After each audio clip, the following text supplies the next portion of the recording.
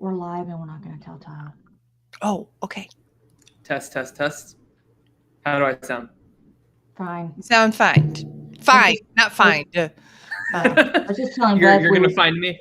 We would probably, you are we would start on time if we didn't have to wait on you.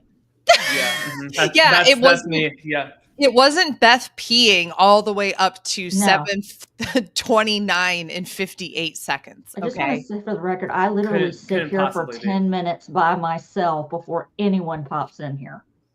It's true. I was. And then, so even with that 10-minute prep, you always before we go live, you're like, can y'all hear me okay? That's because do I sound okay?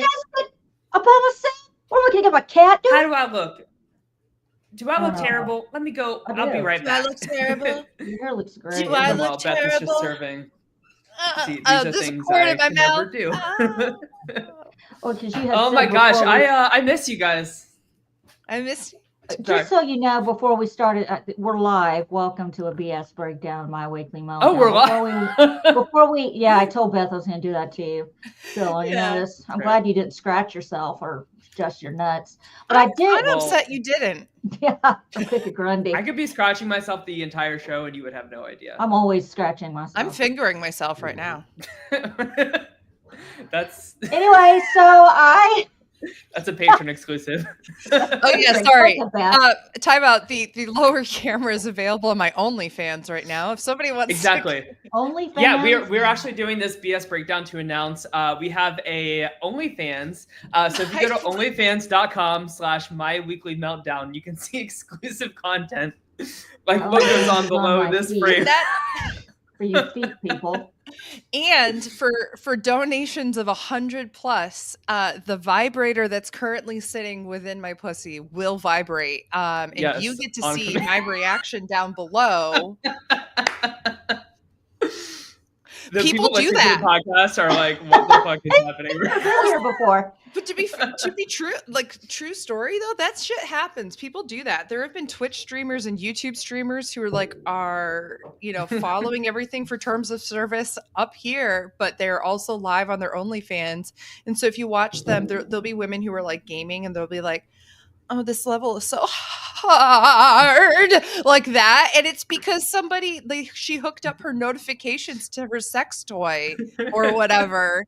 And so people are making money to make the shit go. And then she's just like, what games are they playing while they doing control her? Yeah. She has it there'll be things that are hooked up to if a donation goes through, then that sends a signal to some program that controls NASA, whatever's going on down there. Yeah, to NASA. NASA's involved. But how do you know there's really something going on down there though? Rather than yeah, exactly. You could. But when you donate and you see her pussy, at the very least you could pretend there's shit happening. True. We've said the word miss having me so many times in just the 3 minutes we've been live. That is the most that word has been slung since the last time Phelan Fairchild was on here. Yeah. Since the last time Beth or Phelan was on. Yeah. It's funny is before we went live, Tyler was lagging and he was like, "Oh, I'm the problem. It's me." Did you get that? Open the door wide open to yes, it's you, Taylor. And apparently, you're everyone's problem. I know, right? Just go ahead and she's the reason why the Chiefs lost the Super Bowl. I mean, how? Yeah. How? Everything is her fault. It's ridiculous that people are so upset about Taylor when Kendrick Lamar gave us a common person to fucking shit on. And so we could just blame anything on Drake right now and it'd be okay. I'd be okay with it.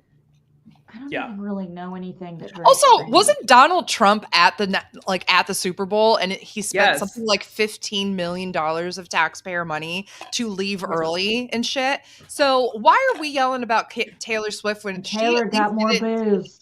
People's fucking money and then leave early, and also all the pictures of people flipping off Donald Trump. I did not expect that energy from a Super Bowl. So listen, hi Potter. I don't know who you are, but Trumps is what I call them, Trumps, because let's be honest, we all know who Musk is, the real president. But anyway, so Trump's was there, And I think he was a Chiefs fan. Let's just all be honest. Well, Let's that just is that is I'm the MAGA sorry. team. So 2 quarters Yeah. in, we're in the halftime show at 0 to 197. yeah, I'm a fall asleep. I fell asleep during the halftime show. I didn't watch a minute of the Super Bowl. I watched Kendrick Lamar's halftime show afterwards. Mhm. I want to just put a whole bunch of praise out there for people who didn't necessarily like the Super Bowl halftime show and couldn't understand why. And then they looked up the symbology and everything that he did. And even if you didn't connect with it, we're able to go like, shit, that's a lot of really cool stuff. The amount of people, including like boomers that I know who have done that, I'm like genuinely taken aback considering that Trump's our president. I was like, your news looks a lot different from mine because I always say this is the time of year where boomers on Facebook or people who have never left my hometown post about how they hated the Super Bowl and they didn't understand it. So glad to hear some multiple people were like, I'm not gonna lie, I didn't like it, but then I wanted to look into like why people liked it, and I learned so much about, you know, whether it's like Black culture or like the commentary of how America has literally been built on Black people's backs, like all these different kinds of things on top of the Kendrick and Drake and the diss tracks of it all. But then on top of that, even Serena Williams, who is mentioned, like her Drake, I want her legs. Yeah, so Drake constantly drags her name through the mud. And Kendrick Lamar, in what is considered one of the largest, if not like best diss track of all time. Yes, his little 5'5" frame. I love it. This flare frame. I think that's so sick. I love that you have a short man who's just out there being like, "Fuck you all," because here's all this other shit, and here's. This man won a fucking Grammy and performed at the Super Bowl in a week. Like, clearly there is something that he represents if none of us are.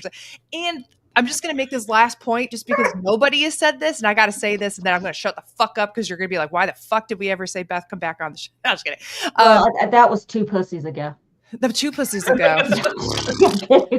That's too many pussies for me. Two pussies. That's right. Tyler's like, enough of the pussies. I'm not into it. No, but what I was going to say is like, it's always just so funny to me that America, and there's a particular group of Americans who always get upset if it's something that they don't necessarily understand because it's more quote unquote Black culture related, whether it's like rap or something like that. Yeah. They see a Super Bowl like this and then they sit back and go like, like it wasn't for everybody. I'm like, you're literally watching teams full of people for whom this is what they watch and represent. Like the Super Bowl halftime show is as much for the players who are in the Super Bowl and in the NFL in general, so many of which are Black Americans that are coming from different, you know, areas of this country who have gone through so much of the symbolic shit that Kendrick Lamar is talking about in, quite frankly, an act of defiance using the American flag. So fucking smart. And I just love that you'll have people who will be like, but I didn't understand any of the words, so therefore it's dumb. And I'm like, fair, but how many because times you only you know, like you have one Black friend. I have a right, Black friend. Exactly. Wow, then you're so cultured and woke. Anyway, who would be like y'all's like ideal like halftime show performer? I was about to say something. Oh, yeah, go ahead. Let me go on a tangent for 1 minute and I'll be done. 3 things. Ready. It can be more than a minute. Number 1. Let me tell you something. I would talk mass amounts of shit too if I were in the middle of a Super Bowl halftime show stage surrounded by dancers and security and Samuel L. Jackson. I would say what one more time, motherfucker. That would be me because nobody's going to get to my little ass in my flare jeans. I respect the hell out of this guy. Number 2,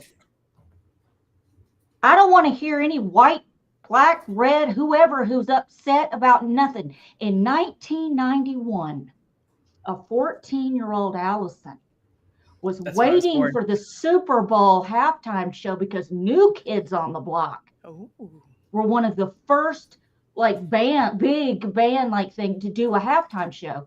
It was interrupted by the Gulf War. Okay, I get it. Okay, I was still pissed. but you will never match the disappointment that I had to go through as a 14-year-old, That sucks. waiting all weekend to see this, and then that shit. Thanks, Bush. Then it's all downhill from here. You will never top. I don't care who you are. And I watched Dre and Eminem and Snoop Dogg a few years ago, and I was dancing to Usher, wishing I was in roller skates. Like, look, watch me. But listen, it's all downhill from the year that Bruce Springsteen was and I will tell you why. That man slid crotch first into a camera. That was the best. And that was the best. The best moment ever. Look it up. What was it, 2009? I don't know when it was, but it's all been downhill since. I was in college, and I remember seeing that, and we didn't have the ability to rewind because we didn't have DVR in our dorm rooms or anything. And I just remember being like, when this shit hits YouTube, I will never not watch anything else. I will only watch him as like an ancient man being like, oh, that's an ambitious move, and you're in the camera. Okay, great, cool. Crotch to the camera moment. We all know why he's the boss. Allison, I just realized something. I have a conspiracy. What? I think Tyler is the reason that the Gulf War happened and that you were unable to see, because actually it's probably more Tyler's parents, because he must have been conceived around the Super Bowl in 1991. Were you? You were born in 91, that right? That is my birth year. Yeah, but I was born in November. Scorpios are conceived around this time. I was being conceived around the Super Bowl time. Yeah. Yeah. Well, not everybody was into it. They're like, okay, well, we can turn the TV off during the halftime show. They didn't know we were dropping bombs, and they knocked it out and made little Tylers. Thanks, Bush. Again. You guys will see my parents in 2 months, so you can confront them about this very thing.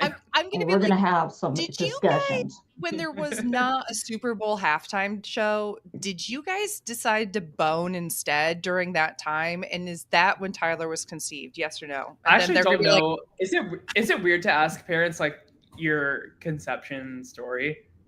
I'm sure it is. Yeah, I don't know. I've never asked my story of how I got conceived. I've just known that I was conceived in November. That's all I know. Yeah. I was conceived in June of 1976, and I'm pretty sure there's a lot of sweat and swamp ass and crotch sweat and shit flying everywhere. And I was just, that's how. See, my life even started. My conception was messy. That should have been a big red flag. I couldn't even get made right. I was made messy. See, all I was going to say was all I know is that my parents had known that they were pregnant with me at Thanksgiving, and it was really new. And they started telling people at Christmas, and then around, I think it was literally either on Christmas or a day or two afterwards, I started separating from the placenta, and I was like pretty much going to be a miscarriage.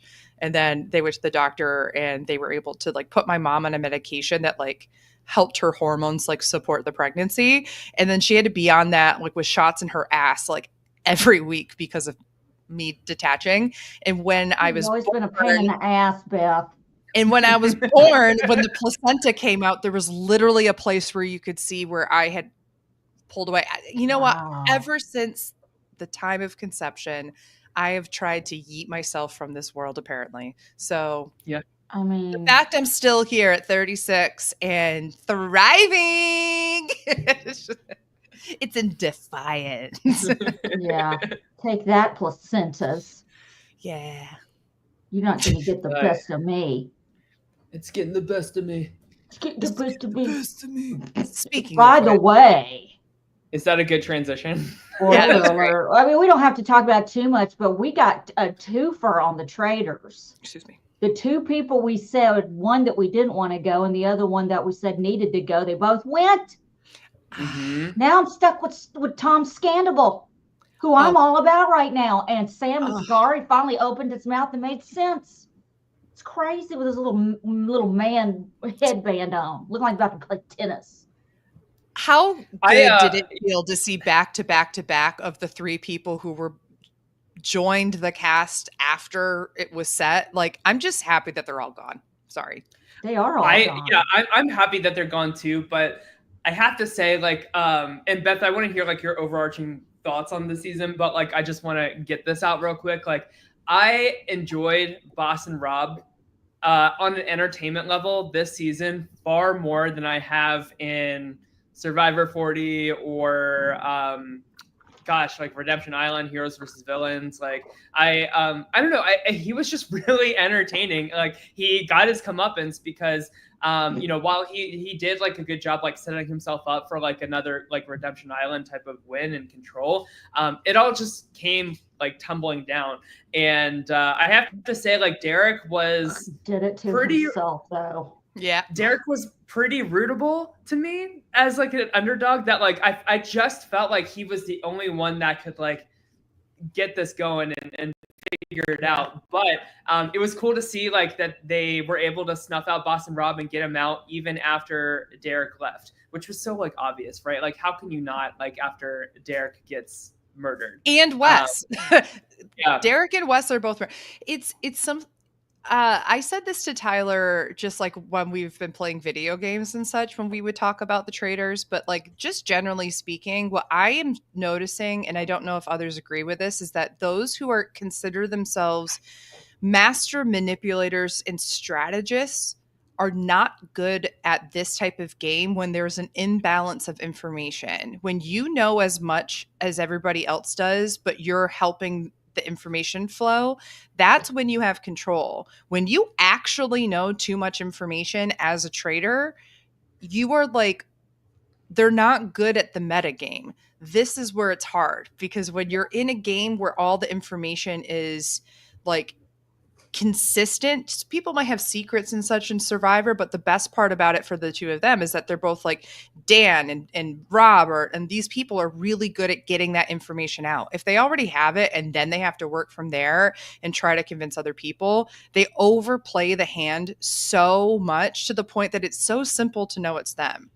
But what I just can't believe, it took forever for people to say, and they finally did at this round table, and I just gotta I'm forgetting who it was who said this, was if we don't do this vote this week and get him out, he's not a helpful faithful, because all he's doing is providing a shield for the traitors. So it is absolutely the best move for us to just get rid of him, because if he is a faithful, then that's not going to be the shield moving forward anymore. And if he is a traitor, then we got him out. So like the net benefit of getting him out outweighs keeping him in the game, even if he's quote unquote good at detecting shit. Because if we can never trust anything, he's not a good faithful at the end of the day. Yeah. And I listened to Derek's like exit interview. Not the I did listen to the RHAP one, but like the official like Peacock one, like after like everybody gets murdered, like they reveal like who the traitors are to them. And I've been watching that every week because I just love it's so seeing, good. Like, it is. I feel like it tells a lot in terms of like thoughts that are not like spoken out loud yet, but kind of like a vibe that like the faithfuls are feeling. And Derek was like, of course Danielle's a traitor. Like that makes total sense. Like, of course, obviously.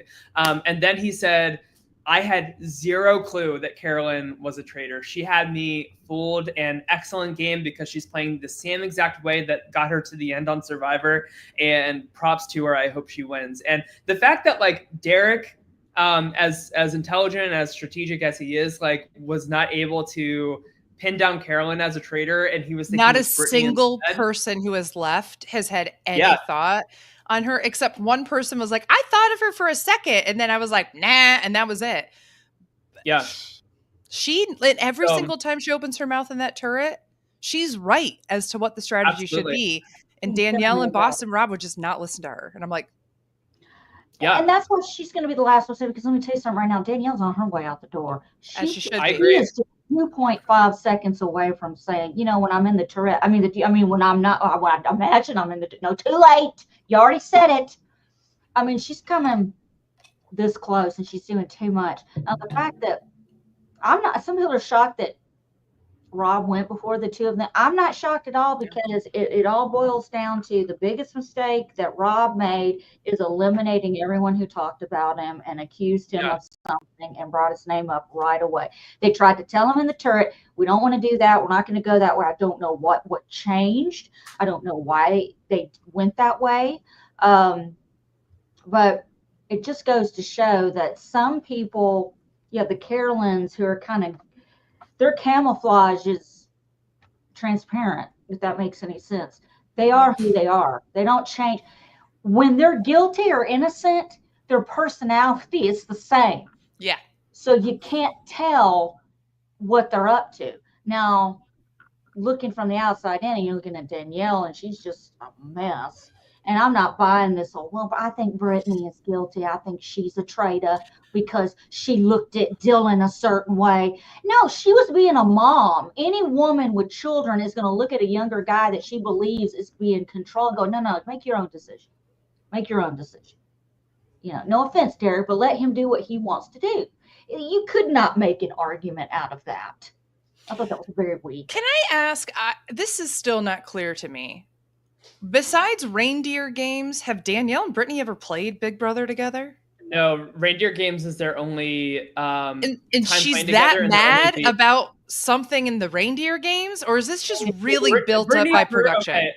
Okay. It's kind of bullshit. Like Brittany put her into an elimination that Danielle could have won. Like it's not like Brittany voted her out or anything. Like she just said like, this is your time to compete, girl. And she spent like half of, I think it was like a 3-minute challenge where you had to like spin like a wheel to like get like a puzzle through. And Danielle spent the first like minute and a half like on all fours, like crawling like hamster wheel style on the wheel instead of just like spinning it, and it just wasted so much time. So Danielle like lost the game herself, in my opinion. Like, Brittany threw her in, she's doing it here again too.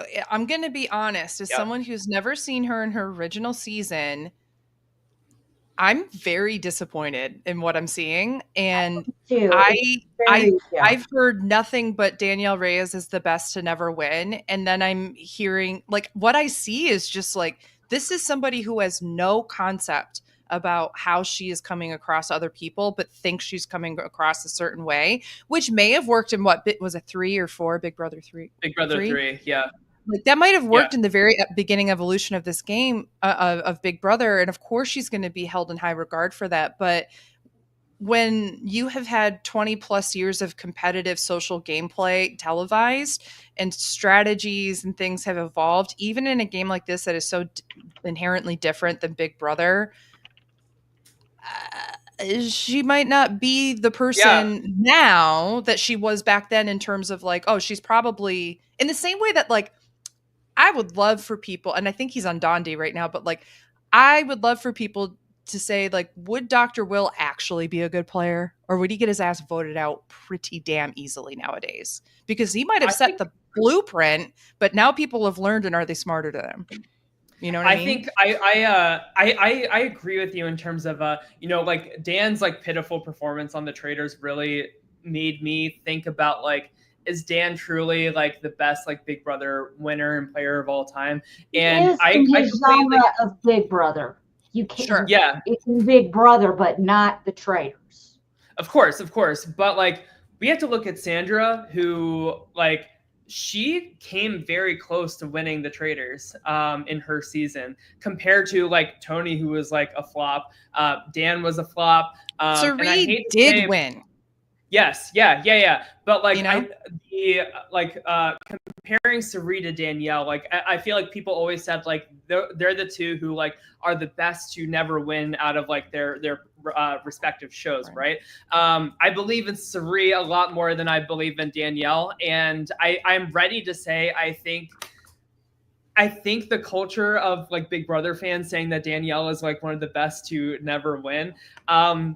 I think we need to like rewind the tapes and like maybe go back and rewatch Big Brother All-Stars. She was not in control that season. It was Dr. Will and Mike running the entire thing from start to finish. She was just entertaining as hell and like a great diary room person. But like, yes, Big Brother 3, she played a masterful game. But like, if you have more misses than hits, like, are you really the best? You know what I mean? Like, why aren't we saying that about like Tyler Crispin or something? Like, I hate Tyler Crispin, but like, I also want to throw out there that if you do a comparison of Danielle and Suri, it's actually really not 1-to-1 because Suri has played many more times Survivor.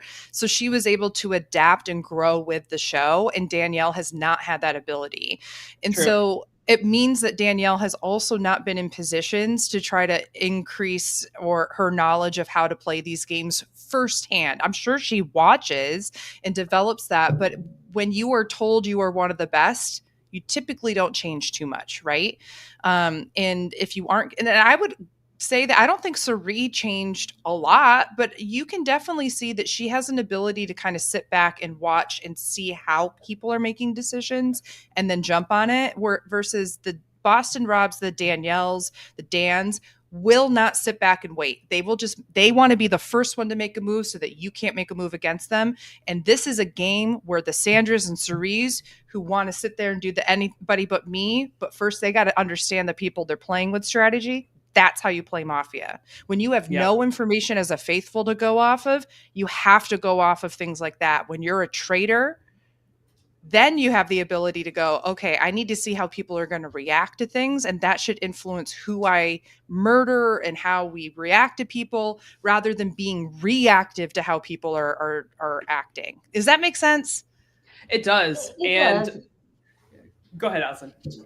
Well, no, I was just going to say, I said it, I think last week on our the actual traders that when we were covering it last week is, I think that Danielle was the best winner to not win during her time. I believe in her era, she was great, and every game evolves. I mean, reality show games, football games, every sport, everything, television, movies, everything evolves.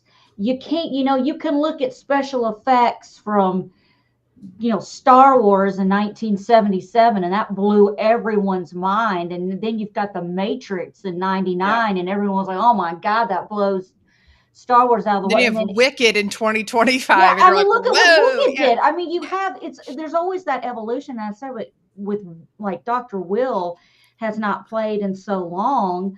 And some of these, I don't want to take away from like Dan's win and Derek's win and everyone's win from the show that they came from, because they earned it in that era.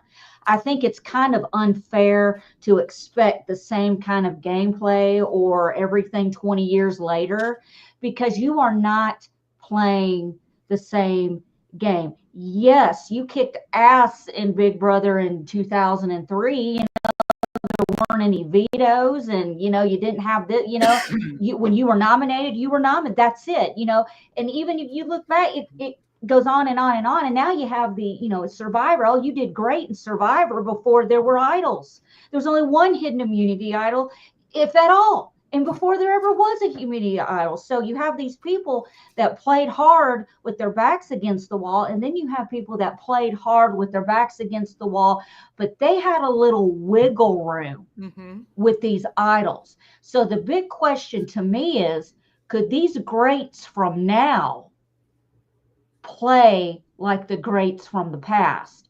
Could they be in a game without the advantages that they have had? I think that's such a good question. And I think that the traders is the closest you can get to it, because it's not like there's anything to mess up with. It's just, how are you murdering people this round, right? Or is there some kind of weird thing that the traders have to do to try to not get caught?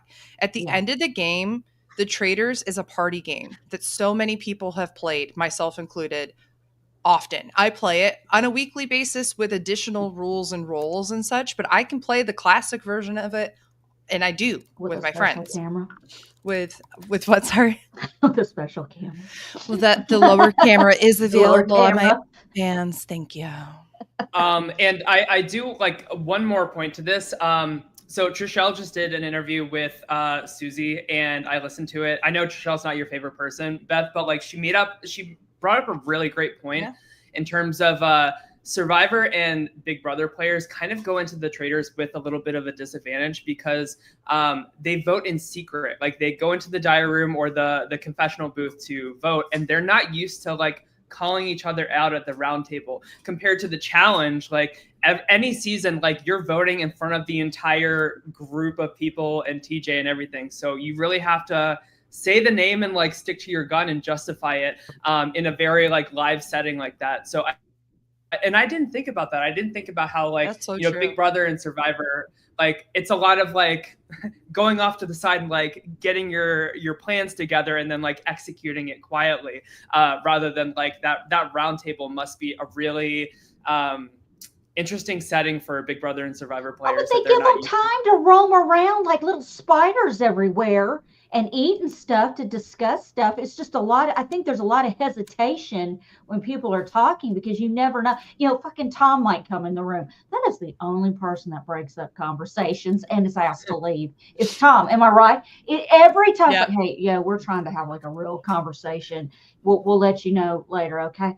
But don't you think that's exactly the kind of person that should potentially be recruited to the Traitors then? Like, because let's be honest, if Danielle goes either this week or next week, there's got to be a recruitment happening soon. Yes, I agree. I think that Danielle will be gone pretty soon, and then I think Carolyn will recruit Tom Sandoval, and then Tom will take the fall like before Carolyn. I just think like I think that if his gameplay changes, like I think you perpetually choose people who people are going to vote out because Tom cannot lie, quote unquote, to save his life, right? And he's like sweating profusely and he's doing all this stuff. So imagine if he actually does get the pressure. I feel like he's just going to out himself so quickly. Those are the people you want to be traitors if they're going to ruin their own game. The question and the risk is he somehow accidentally also going to bring down Carolyn? Well, it is explicitly against the rules to out other people who are traitors. Now, I will say Boston Rob has said that Bob the drag queen said stuff that didn't make the show that pointed the finger on him, and I'm gonna say that's some fucking bullshit, Boston Rob. Of course, I guarantee that your head is a little too big to understand that can't hold it all the time, Beth. In the same way that like how Carolyn came after Danielle, like I'm going to have to imagine that there was shit that we didn't see that didn't air, but like clearly like people felt like I don't know, like I just don't think that like it's Bob the drag queen's words that got Boston Rob out. I think it's Boston Rob going after Bob the drag queen and then setting up all the dominoes so that the traitors are infighting and they don't trust him. And he's going, well, I in his exit interviews. And so I would have brought Carolyn all the way to that. Fuck that, Boston Rob. You have never been on a show. And the only person I would ever trust that you meant your word to was fucking Amber because you were going to marry her. Carolyn is not going to trust you. So the moment that you turn on other people, this is what I mean by like, he knows people to a certain extent, but he doesn't have the emotional intelligence to truly understand how he's coming off and how other people in the room are going to potentially take that information. But like one point to what you were saying, Tyler, about the voting out loud, this is why I also think some of these like Bravo show people are so good at the round table is because they're used to just saying that shit to your face. Have you seen these reunions? I don't watch the Real Housewives, but I've seen some reunions. I don't even have to watch the season. That's true. The reunions are basically roundtables. Yeah. Also, real quick, I totally forgot to bring this up. Wes making Allison proud when he left, pulling a cornbread, you know, fuck y'all as he left. Yeah, and I was like, cornbread? How is no one bringing up cornbread? I want cornbread on the Traitors next year. Could you imagine? Someone go to Arkansas, where the fuck that guy is, and dig him up, get him out of the fields, and get him on the show. Do it. Wes is so annoying to me because like 2 years ago on the challenge, he was like, when he got eliminated, he was like, guys, this is it. This is my final challenge. I'm retiring from the show, from the franchise. Like, it's been a great career, like all of this shit. Like, everybody was crying. And guess who's going to be on the challenge 41? Freaking Wes. I'm tired of these people saying that they're retiring from the challenge, and then they like Leroy, like they're coming back. Oh like, yeah, let's say season Leroy. after season. Leroy's going to be there too. But I told you guys this in the chat earlier. I'm very excited to see America and Blue from Big Brother and D from Survivor play the challenge. I wish them well. I want America and D to be teamed up like you don't imagine. And you know what? God, that would be iconic.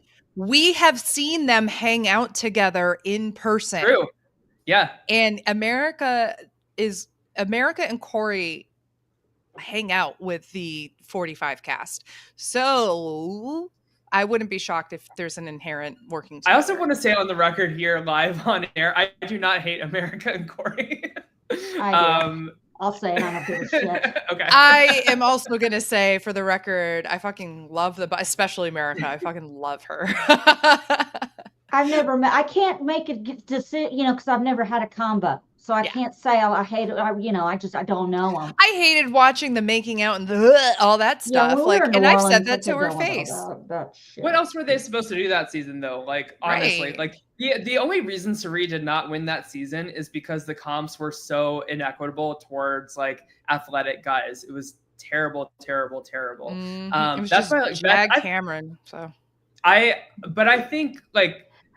think Big Brother is. I feel like I say this every year, but I feel like Big Brother is turning over a new leaf here. Like, stop it, right? Just don't, because when you say that, it sucks even worse than it does. Just stop jinxing it. God dang it!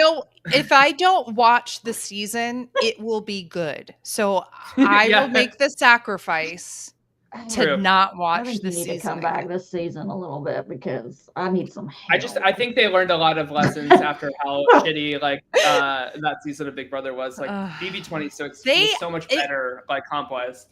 It was going to be the best season of all time, and they brought back that stupid zombie week or whatever. And if they had not won that shit, BB25. Oh yeah. Zombie week ruined that season. It literally, first of all, it brought all the momentum of the season to an end. And then second of all, the bringing back the Jared or Cameron and Jag, like all this kind of shit, that was so fucking bullshit. Terrible. For them to just consistently have those men win over and over and over, it just made it so that it's impossible to have good gameplay. Yeah. I don't think a single man won HOH in the jury phase of Big Brother 26. It was awesome. I was so infuriated. Big Brother 25. What is this? The last one? Because Mackenzie won a lot, I think, right? Mackenzie was the runner. And Chelsea. Chelsea won, which I was fine with Chelsea winning.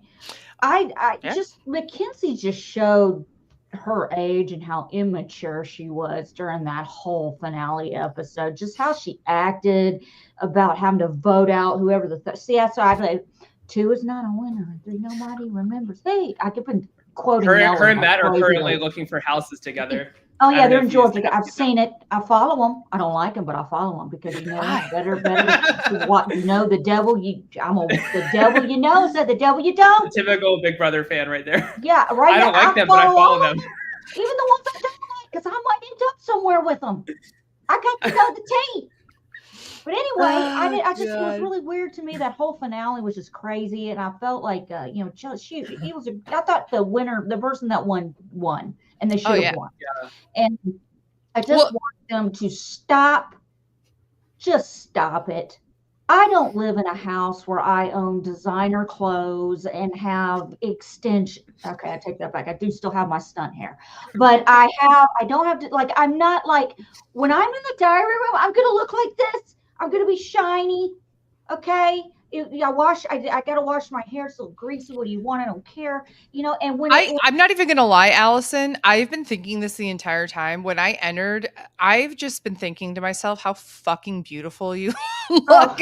I've literally this entire time I've been like, she's just so naturally gorgeous. And I don't know. I can't wait to see both of y'all all dolled up for the wedding. I'm so excited. Ooh, we're supposed to look good. Oh, no, it's kidding. I guess wear whatever you want. They get these people who have the the fancy whatever, and they get on and they just look so and I'm gonna be in there in my little camel toes flare yoga Old Navy pants and Gap t-shirts. It just can we please put more real people on this show. And I'm not, Angela can lick my clitoris. I don't want to see an Angela. I don't. The more I think about her, the sicker I get. What a terrible. Then why do you want her to casting lick choice. your clit? That sounds like nice. It'd be better. It's like a charcuterie board. She's into it. I don't know. That was her I don't thing, know. Beth. It was charcuterie. It's a whole thing. Like, I was thinking about That was a this the other wild day. sentence when you didn't know the context. Also, I have to say this in just quick shout out to Matt Lagori and Aman Adwin over at the Diary Room. They had me on last week to record, and the episode won't come out for like 3 weeks or so. But I will spoil that Mackenzie is one of the people we have to talk about, because I think they forgot to take BB26 off the wheel. Even though I didn't really watch it, but I watched so much of my timeline that I generally know what happened in the season. I just don't remember details. I didn't know competitions. So I know she was the runner-up. I know that people considered her kind of like socially very dumb and unconnected for a long time until Chelsea picked her up, really. And that she was basically like the shield who won all these competitions to a certain extent. She played Cody's game in Big Brother 16. That's what I thought. Yeah. Except for like maybe like less social agency in the very beginning of the game or something. I don't remember. Yeah. I just didn't care for the cockiness at the end of the game. That just really rubs me the wrong way. And no, I don't want Angela to eat my vajay. Okay. I'm just saying. Look, y'all, I watched Poor Things last night and I'd never seen it. And was it my cam on OnlyFans? I'm so sorry. Yeah, I know. Emma Stone, whatever. I love Emma Stone. I love Emma Stone, but why do women have to exploit themselves to win Oscars?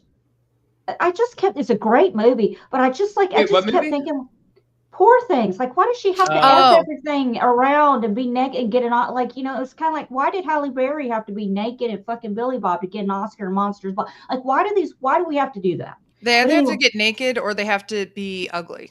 Yeah, exactly. It just drives me nuts. But anyway, that's why that came to mind. Because she said some things in that movie that just made me laugh so hard, and I can't remember what was it she said. I need you to jump up and down on me or something. I don't know. Oh, God. I haven't seen it, but I don't like it. I don't know. And that's the point of what I'm saying. I don't like that Matt apologized to her at the finale and she shit all over him. And I know what it's like to be in that position and what it takes to just apologize, even if you know you're not 100% wrong. And then not only do you get shit on by the person, you get shit on national television. Yeah. And that really still eats me alive. I mean, I don't know. Man, I just... It's been 8 months. I'm still mad. Man, where's my pen? Oh, there it is. I'll be right back. I'm going to join you on that. I liked Angela because she was just great casting in terms of like entertainment and messiness. Oh, yeah. And I think her winning that first HOH, like really, or second HOH or something, like winning power early on, like really just set the whole season into a chaos that just like would not settle. And I don't know, I would rather like Allison, I think you having such a strong opinion about Angela, like in a negative way, just proves that she's good casting. Like I think the worst cast members are the ones that you're like, who is that? Or what did they do? Which like Big Brother, especially modern Big Brother, is or are just like hateful, racist, awful idiots. You know what I mean? Yeah, like it's either that, the people who like get kicked off the show for saying the N-word, or like that kind of thing. Or... I will never understand. Like what? It's not like you guys are playing Big Brother in 2003 or 4. Right. It's it's 2020-5. What are you doing? You can't get away with anything. You can't. BB19 Samuel in the chat says yes. Exactly. Speaking of Big Brother, Allison, I don't and Beth, I don't know if you guys have heard this, I think Beth, I did tell you about this when we were playing Overwatch. But Allison, they're reporting that the Amazing Race 38 is going to be all Big Brother players with a loved one competing. The Amazing Race is still on? That was my first question, honestly. That's an old dog that needs to be put down. I'm sorry. Y'all can't say that motherfucking shit while Survivor and Big Brother are two of the big shows y'all cover. And that I've tried so hard to infinitely watch more Emmys and shit than any of the either of your two favorite shows. But I guess that's just what I'm trying to say is like it has the same viewership in terms of numbers as Survivor and Big Brother does. I'm not sure. that. I don't understand. I don't get it because like Didn't is it win not. an Emmy before Survivor? It won the most Emmys ever for reality shows Yeah. until RuPaul's Yeah. Drag Race. And now I don't RuPaul's know. Drag Race might have tied it. I'm not sure. I just can't get into it because, like, well, first of I'm all, like, in and out on there's very little strategy. Like, that's what I really like about these shows. But like, I hate that like it always comes down to like who has a better taxi driver. Like that literally determines like who like wins $1 million at the end of it. I don't know. I just I not have my enjoyed favorite. it a lot because I like watching people. I am somebody who is sensitive as a person. I think we all know this. And I am quick to anger. I'm also quick to go, oh, I'm a fucking idiot. Sorry, my bad. You know, those kind of things. And I think that it showcases the absolute worst of people when people travel, which is vast majority of people. And I'm so entertained by people arguing, especially when it's their loved ones or friends or something, and being like, I told you we had to go to the left and you went to the right. And I'm like, I'm obsessed with that kind of stuff. I think it's great. Because you can say shit like that to your brother or your mother Totally. or your wife, Your best whoever. friend or whatever. Yeah, like you can get away with saying that kind of stuff than you couldn't get away with saying to other people. Allison, I'm telling you right now, if I get cast on The Amazing Race, I want you to be my partner. I just feel my like God. We're gonna lose. the two of us would just be so entertaining. I want to do Not The that Amazing Race. Like literally, The Amazing Race is one of the few shows I would literally train to do because I think like ultimately at the end of the day, even if I'm first out, I still got to go someplace. That's cool, right? My only stipulation is whoever my partner for The Amazing Race is would have to handle any challenge that involves heights. That's do like that. my hard you line. guys, the way I would be obsessed with watching, I would demand that somehow there are live feeds so I can watch Allison and Tyler the entire time. Man, get with me giving Tyler a pep talk. Or, okay, I'm going to put this out there. What if we're going to do a little Survivor New Era bullshit onto the Amazing Race and really step its pussy up here. All right, ready? Okay. We're going to do Amazing Race is no longer duos. It's trios. But I like that. But you have to vote one of the people off and make it a duo. And then people win as a single person eventually along the way. So like in the very first half of it, it's duos that are voting a third person out of their group. And then at the end, it turns into an individual race. Well, y'all are going to vote me out because y'all both are going to get real tired taking turns carrying me on your back like Yoda. Because that's going to get all real quick. But you weigh less than my backpack. Right. So it's fine. The best part is Tyler can actually pick up my fat ass and walk around. I would never make him do that, but I am comfortable knowing that if there were a challenge where I'm like a beached whale and I can't get up for some reason, I know that he's going to be able to be like, Beth, I can, squat 5 I've been training years for this moment. Exactly. I got you. And I'm going to be like, Tyler, my hero. And then I'm going to swear at you 5 minutes. But then when it comes time to cut me though, just remember who carried both of y'all up that mountain and back down. I want you all to fully know I volunteer as tribute to be cut out of the three of us. That's the most Beth thing I've ever heard in my life. I got an adventure with my friends. Get me out. I'm fine. You guys win. I'm going to make you feel guilty to give me some money. It's all good. What's amazing to me is how you don't really know how you're going to be until you really are in that situation. And so we could surprise each other. Like Chris sometimes will see me pick up something or move something that outweighs me by 200 pounds and get it from one. He's like, how the fuck did you do that? I go, I don't know. I'm a mutant. I mean, you'd be surprised how strong some people can be when they have to. I rearranged my whole. I didn't know that you said mutant at first. I couldn't understand what you said. I don't know. I'm mutant is what I heard. And I was like halfway through sipping my water, which has some nugget ice in it that I got from Christmas. But one of the pieces like through the straw, got whatever I'm trying to say. Catapulted, thank you. Catapulted into the back of my throat right when I understood you meant mutant. And I was like, Yeah. oh. We could get out there, and Beth, you and I could kill it, and we'll be carrying Tyler.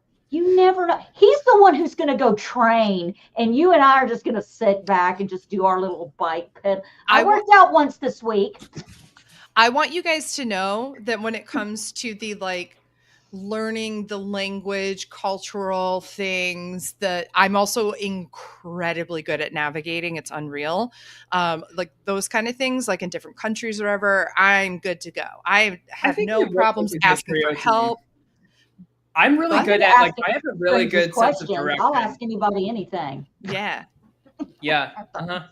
Tyler's gonna be a good physical person. He's also like very good at traveling and like those kind of things too. Like honestly, the one challenge I will never do, and I'm putting this out there, I would go skydiving, which is never happening, by the way. I would go skydiving before I go bungee jumping. I will never go bungee jumping. I won't bungee jump. So no.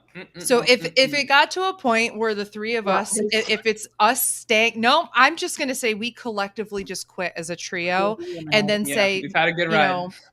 Just like, thank you, Phil Kogan, you're a G. We love you so much. Thanks for the tickets. I'm going to say listen, Sandra left the edge of extinction and I supported it. And here I am making that same decision for myself. I've had a good ride, but I know I can't do this. So but you know what? I'll see you guys on YouTube. If it came down to us making it really far and getting an advantage that we really need, I would probably be the one to throw myself on the sword and do the fucking bungee jump. I think the best part about I've been known to do things like, okay, fine, I'll just do it.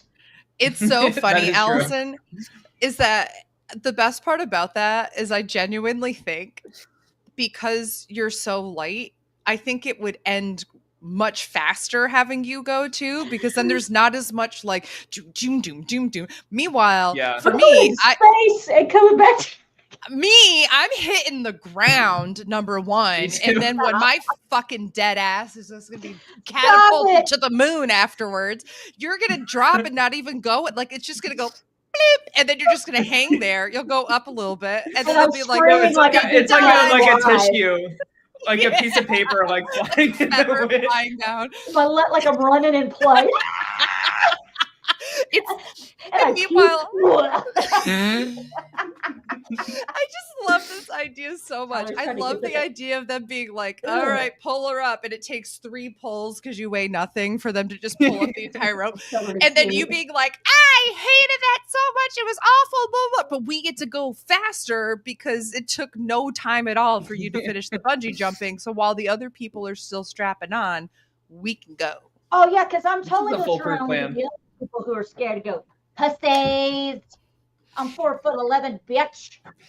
What would you yell as you jump off for bungee jumping or skydiving? Help me, Jesus! I would be screaming. You would absolutely say, "Jesus, help me!"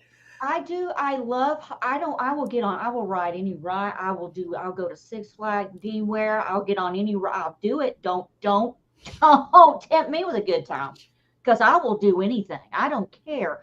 Bungee jumping has kind of always terrified me, because I've heard horror stories that little people like me don't really do it a lot, because we have a way of going down, and then when we come back up, it's so fast.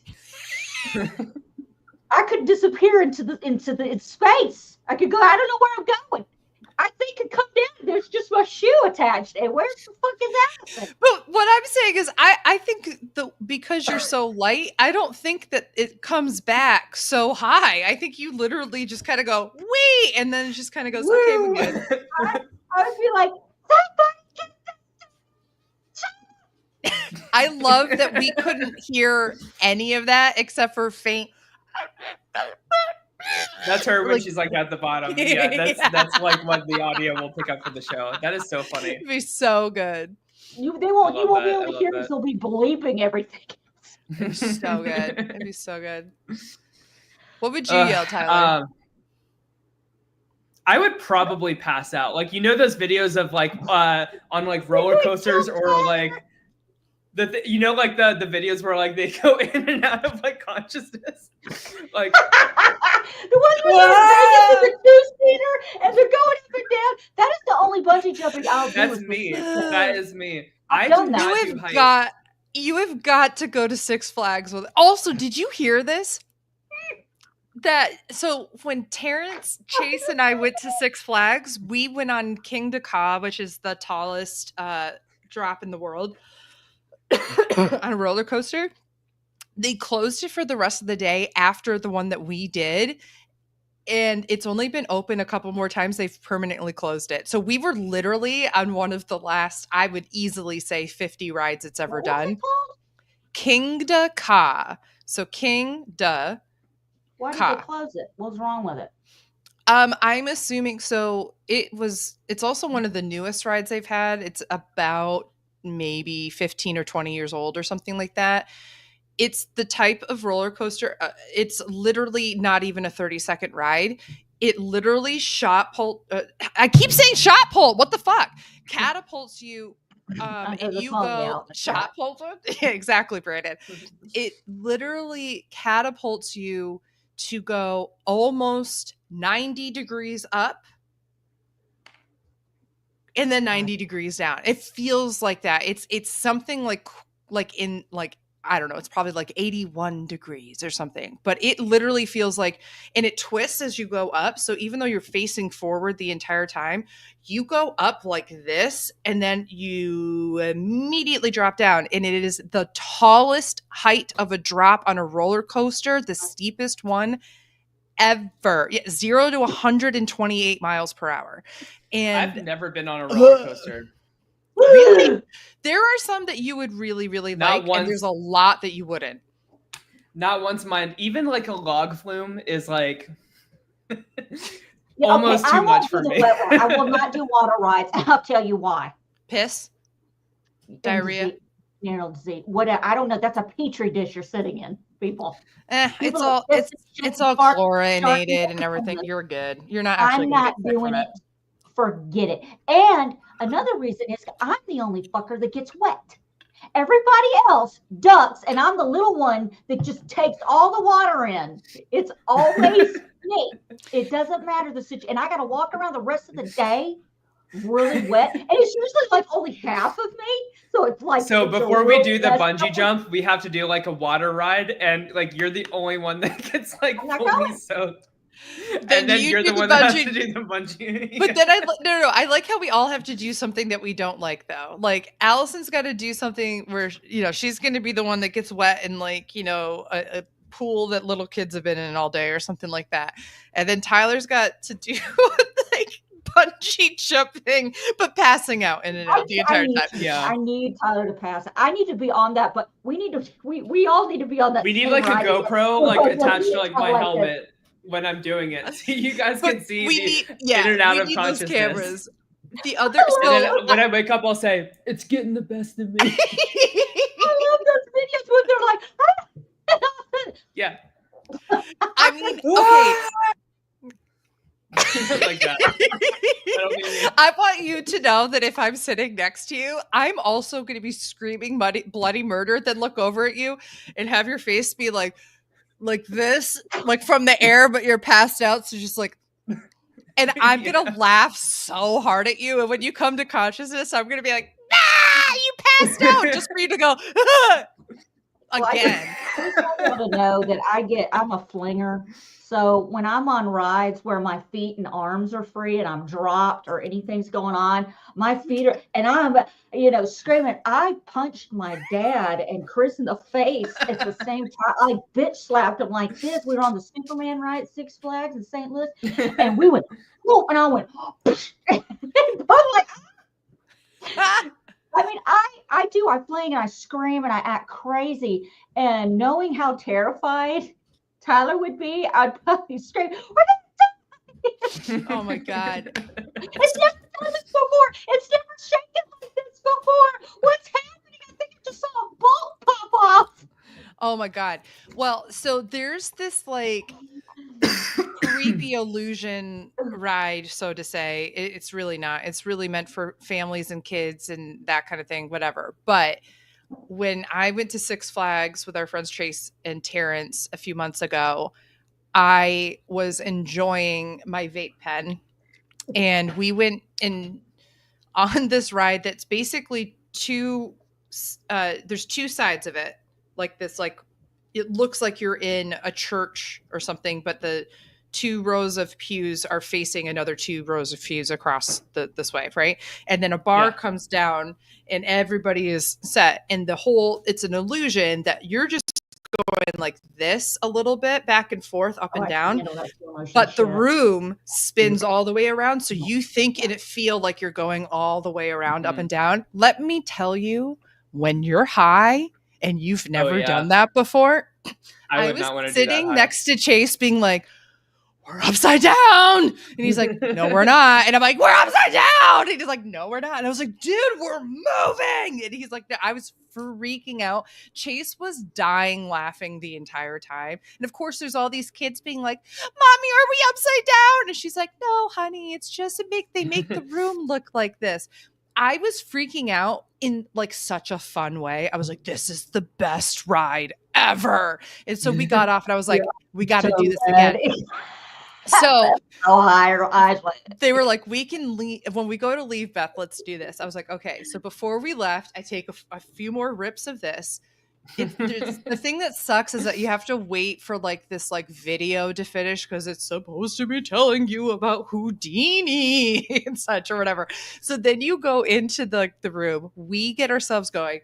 I'm having a blasty blast. I'm sitting there. I'm enjoying the sensations. I'm upside down again, man. This is great. And then the ride fucking broke. No.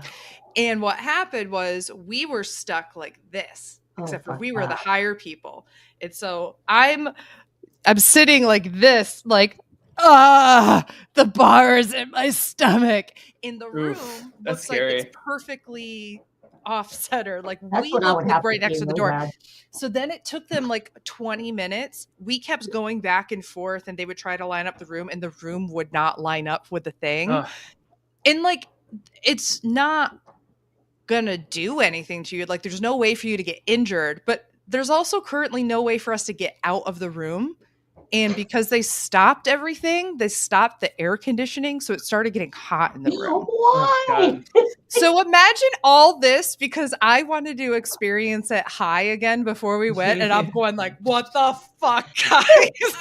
Well, I have to tell you something. And I think I know where it is, and I may have to pull it out. I have a CD because back in the day, and I'm talking like 19, 18 years. This was 2007, maybe. You could get DVDs of yourself on these rides. There's a camera. The Tony Hawk ride at Six Flags St. Louis had the camera. There is a DVD with me, Chris, and little Jacob. And we're on this ride. Of course, Chris always sat next to it. I'm by myself across. It was like a 4-seater, like two across, from each other. Dude, I look so fucking stupid. I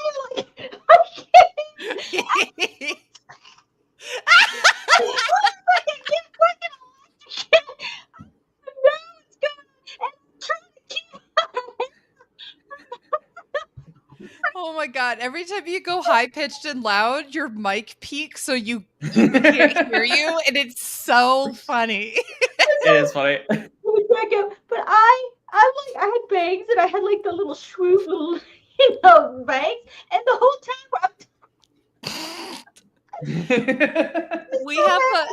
we have a photo of my friend. It's all of us on this ride, and we're all like, whoa, with their hands in the air, and he's literally like, it's so funny. It's the worst face I've ever seen. Tilt-a-whirl, the little tilt-a-whirl thing, what I'm talking about? I saw that thing once we had a field trip, and there was a guy on there, and there's like 5 or 6 of us crammed into this thing. I mean, I had to be like 2nd grade. And this guy, of course, he's sitting on and he's all the way over, reaching out. This is like a sitcom episode or something. Across them, but and I'm just like, this looks like He's gonna puke. OnlyFans camera. And we Yeah. got off that ride. That guy threw up everywhere. And I was just like, thank God he didn't puke on me. 'Cause Oh, I'm no. gonna die. But I just like that's like the biggest thing. Like, those rides that go slow, though, like you're talking about, like they have like the pirate ride or the Joker ride. The ones Oh that, hell Oh, no! I okay, would never, ever do that. that is how you get me to vomit. I Did you can't guys do it. see the one vomit. like from like a couple years ago where, or maybe it was like this past year, where it started getting so unstable that the whole ride's base was going up in the air, and they had turned it down, but because it's all momentum, it's not like you can just end it. Like they literally had all these people run from all over the fair to hold the actual fucking base of this down so that it would slow down enough to get off. That's why I will never go on a ride like that again. But unless it is enclosed in a house, apparently, and I can smoke weed before I get on it. I'm All gonna it bring takes up is one loose screw. Yeah, one loose screw. So I'll take like Final Destination, like Mary said in the chat. I was gonna say, my husband and I there's sick sense of humor around here. Because I almost broke my tailbone the other day, and he just sat there. Anyway, so we were talking, and there was like, God bless him, all these plane crashes and all this crazy shit. If you don't think Jesus is on his way, you might think about it. But anyway, all these plane crashes and everything that's going on. Chris just looks at me the other day. I was like, y'all know what I've been going through. Okay, I'll say in a minute. And he just, you sure you want to get on a plane in a couple of months? With everything going on. And I go, I welcome it. You're like, when that thing is about to crash, I'm going to be freedom. You guys are kidding me. He's like, no, Allison, you'd be the only survivor. I go, I'd end up on an island. Okay, but here's the thing, like, so say you tragically die in like a plane accident, like at least you would know that like your legacy will be a part of like a Netflix documentary series, which I think is like an ultimate goal for Allison Kelly. Right? Allison, I promise that if you were ever murdered, I will make sure it turns into a documentary, and there's so many different things about it. And we'll cover it here on my weekly Meltdown. We will cover it non-effing stop. And my murder, it will not be hard to catch my killer, because I'm going to leave DNA. Were you murdered on the plane before it crashed? Hose. I'm peeing, I'm shitting, I'm scratching, I'm biting. Yeah, get those epithelials under here. These fingernails. Mm-hmm. Scratch the shit, people. Let's do it. Bite them. They caught, hello, I've been on a Dexter kick lately because it makes me feel better about my life. Anyway, so I was watching Dexter New Blood again, and they caught this spoiler. I don't give a shit. Came out 4 years ago. They caught this guy who had murdered this woman like 25 years earlier because she bit. The guy had a scar on his hand where you could obviously, it was like right here, you could obviously tell it was a bite mark. And they found this woman, and he was always, they never could pin it to him or anything. Well, of course, Dexter shows up, and he looks in her mouth, and he goes, you see that little piece of something stuck in the back of her tooth? They're like, yeah. He goes, that's not, you need to get that out. That's skin. Yeah. That's been sitting there. That's not food. That's not anything. So they take this little piece of skin out, and they test the DNA against this guy, and they catch him. I'm telling you, all you got to do is bite. They will perform an autopsy, and they will pull out shit that you swallowed while you were getting murdered. Okay, so they can open my esophagus, and they will find a fingernail, a piece of hair, find skins or something in there, because I am eating my attacker. Go ahead, do you? I'm chomping. Allison, have you heard about the I mean, I don't know who would actually use this, but this like anti-rape device that goes inside your vagina.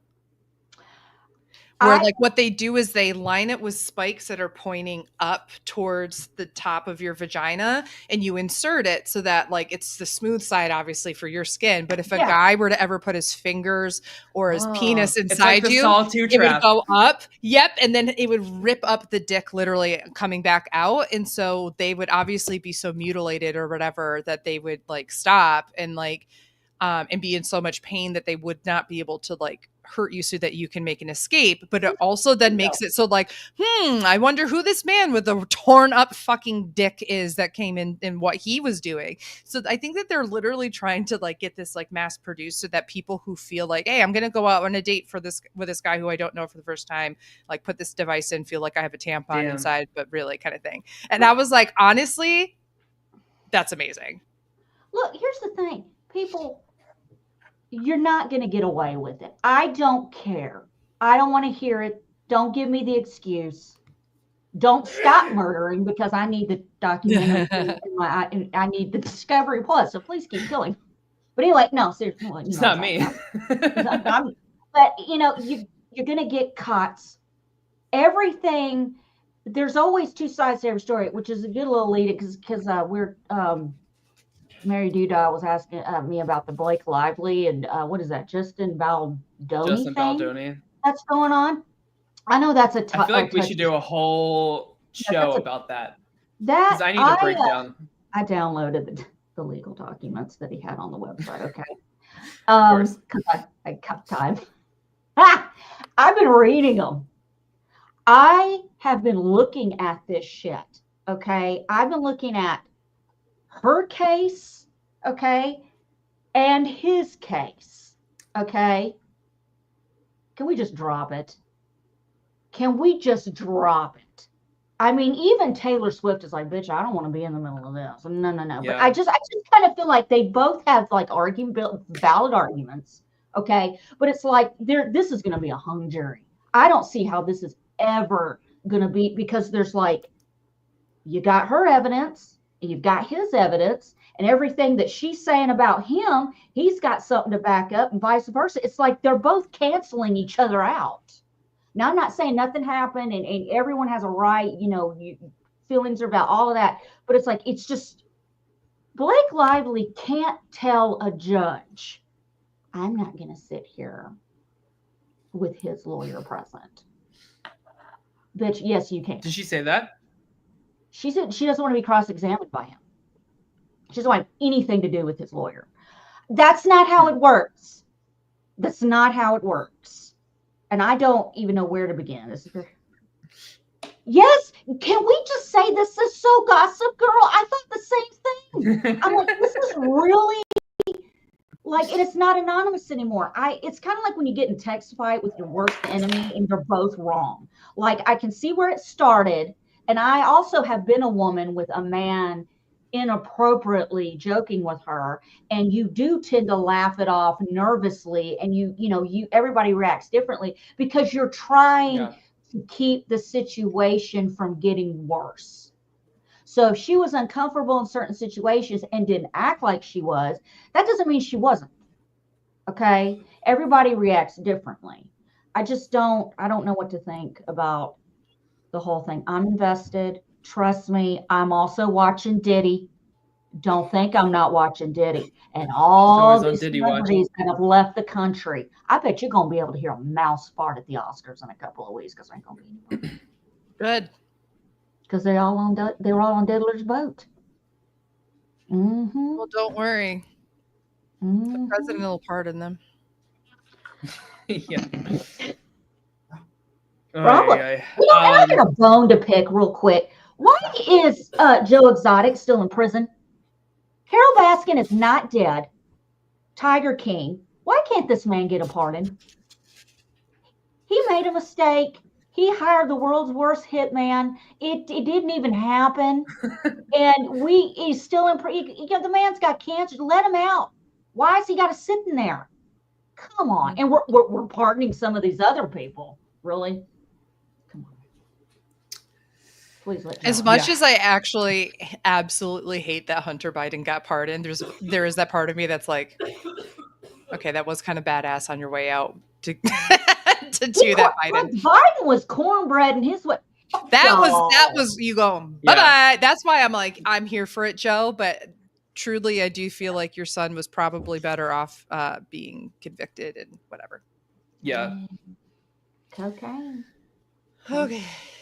I'm sorry, guys. I am like starting to zone out and such. I apologize. I gotta let Sora out soon anyway, so I think could go on and on about this crap. I do apologize, but we need to do we need to do a whole show for the Blake Lively thing. Well, we got to do the documentary show. You know, we're talking about the things we like, but real quick, if y'all got 1 minute each, what are you watching right now? True crime, movies. What are you doing right now? Beth, you go first. I just finished. It came out in the summer, but there was a 1 season, unfortunately, then it got canceled, of a show called Chaos that was on Netflix, or that is on Netflix. It's a retelling of multiple different Greek myths, following different prophecies that are all intertwined. So Jeff Goldblum plays Zeus, and there's just it's so good. It made me once again reignite my love for Greek mythology. It takes place if Crete was a 2025 Crete, so everybody has like all the technology we have, but they're also like know that they are fully just pawns of the gods. And so, you know, you have all these things like, oh my gosh, like Dionysus actually like chose to speak to me, like, and so like it's just like a very different kind of thing, and it really puts into perspective like how mortals would be viewed by immortals. It is so effing good. Jeff Goldblum is so good in it. And then like the whole cast is amazing.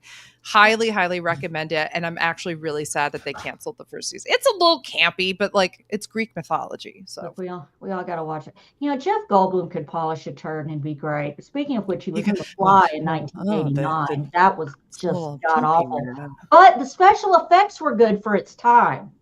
But if you've never experienced the 1988 The Fly with Jeff Goldblum and his then wife, Gina Davis, this man's transformation is freaking amazing.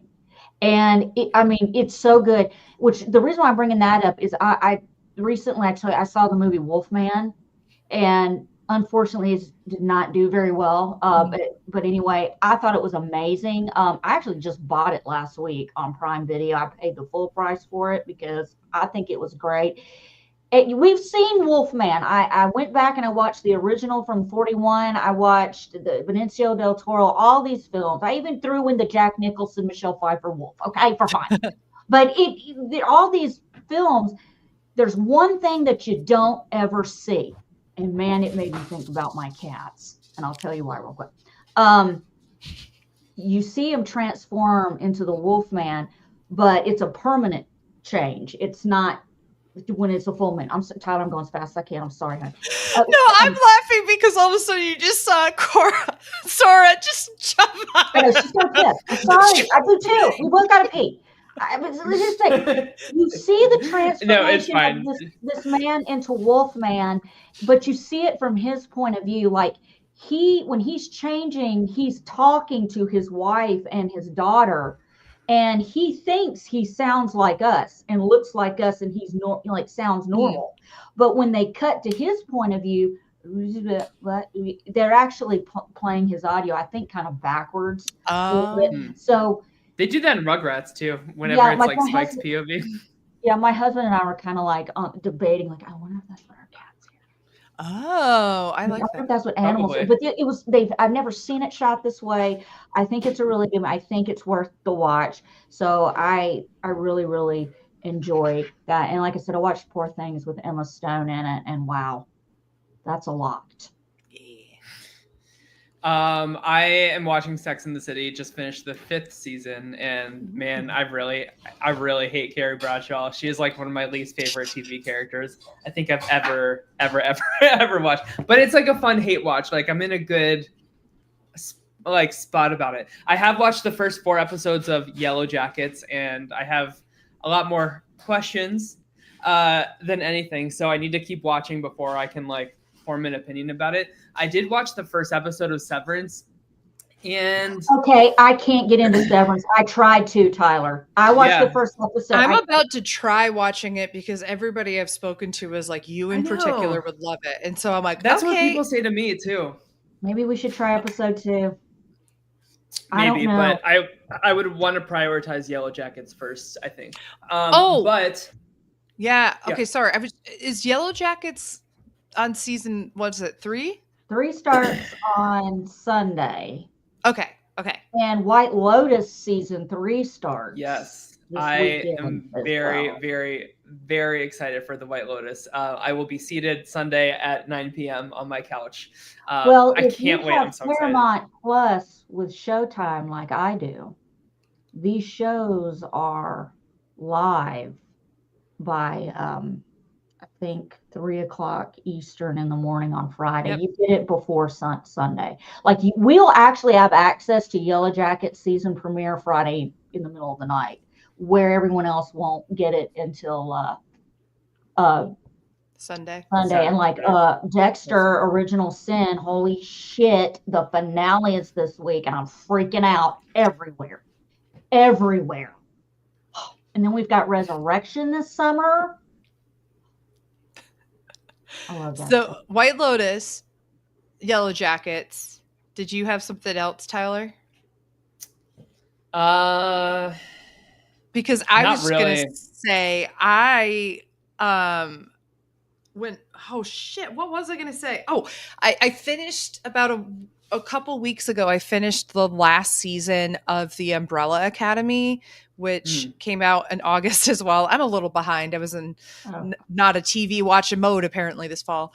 Oh my gosh, I genuinely love that entire. There's plot holes left, right, and center, and I don't care. It is the whole point is that it's plot holes. Yellow Jackets. It's so good though, and I really like how they ended it.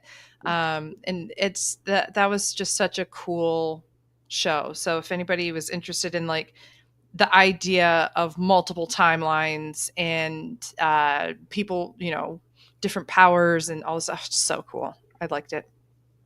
Sometimes I feel like I live in a multi-universe. People pick what timeline they want to be in and then accuse me of shit in their timeline. And no, 1 + 1 is not 5, but good luck and Godspeed. That being said, we'll be back next week for the Traitors. Yeah, Traitors season 3, US season 3. We'll be back for last week and this week's episode, and we'll see who gets murdered by the Traitors to their face. Who do you think it is? I think it's Tom. I think it's going to be Tom gets murdered. Yeah, I was thinking either Tom or it has Dolores. to be one of those 5, right? Because they're like killing them to their face. Maybe Trishelle. Yeah, Chrishell. Chrishell. You're gonna get on me about mispronouncing names. You know what? Look, I jump on it whenever somebody else does it. It's okay, all right, that's fair. Pot, meat, kettle. That's right. I'm above and beyond. I think it's going to be Tom or Dolores. There's no point of keeping Dolores in the game. She's almost you know what I mean? Like I'm always team get rid of the boring people. I'm sorry, Dolores has been boring. As much as I love Housewives, she's just not housewiving it enough for me. And it sucks when all of her housewives had been gone before. All the actually interesting ones left before her, in my opinion, but whatever. I need some Phaedra. Phaedra. Miss Parvati. All right. Well, yeah, we'll be back next week for the Traitors, and I might want to do something for the White Lotus. So stay tuned on that. Everything's watch Yellow Jackets, y'all. Rory, yes, watch Yellow I sent you a message about Yellow Jackets. I need a response, baby. Calling you out. All right. Well, everybody have a great rest of your night. We'll see you guys when we see you. Bye-bye.